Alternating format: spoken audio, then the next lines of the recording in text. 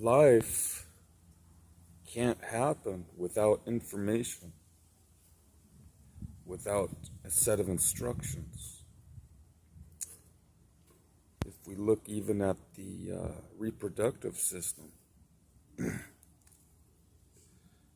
those little embryos, those that sperm in the egg, and how it develops thereafter into a small little baby, a fetus, and then a baby.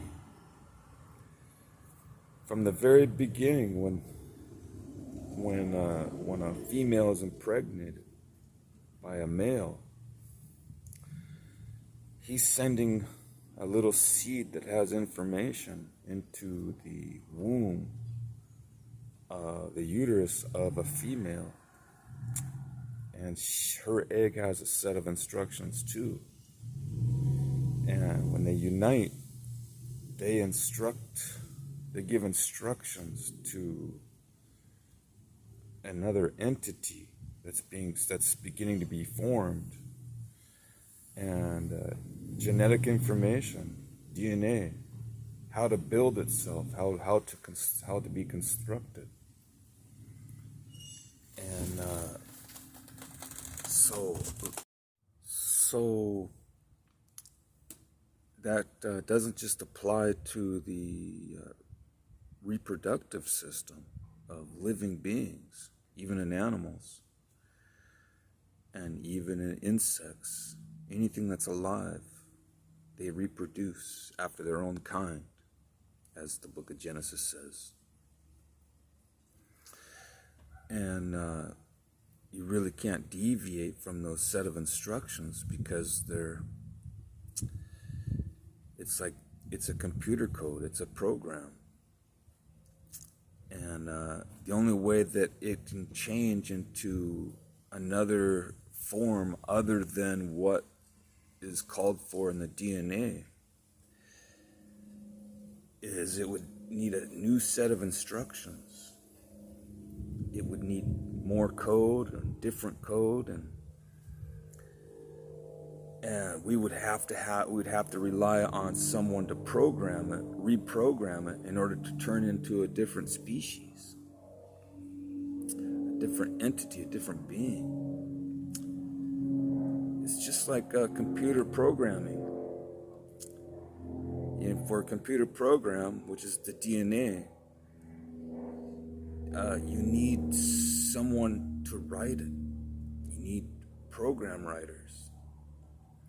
So if we want better features, different features, and improved features, someone would have to add information and even change it. And we do have changes in the information. It's called mutations, where the information gets kind of fouled up, and but usually it's an undesirable feature after a mutation occurs. It really is not an advancement to the species, these mutations. Too bad they aren't,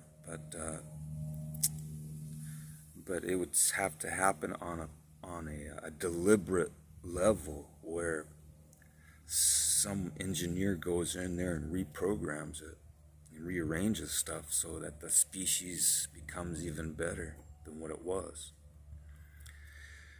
But what I'm trying to say is that there's a mastermind. There's a level of intelligence that's beyond our human capacity, beyond anything that's human, to be able to think of these things and to create the way that we see it here on Earth and out in the universe. We see a very complex world, and the inhabitants in it, and everything in it, the trees, the flowers, it all has DNA. It all has programmable code. So who programmed it? Who provided the information? You know, you can't have information just from non-information, especially if it's organized. And what we see is it's organized. It's not random. Nothing's random. It's like thought out. It's like planned. Someone produced it. Just like music. There's producers. There's managers. There's creators. And it's the same way because we're made in God's image. God's a creator. And he's a producer. And God's a manager. God's a ruler. God's wonderful. So it would be really cool to discover who this programmer is and get to know him on a personal level. Because, man, he seems to be like more than a genius. Be able to think of these things and then put them into practice, implement them.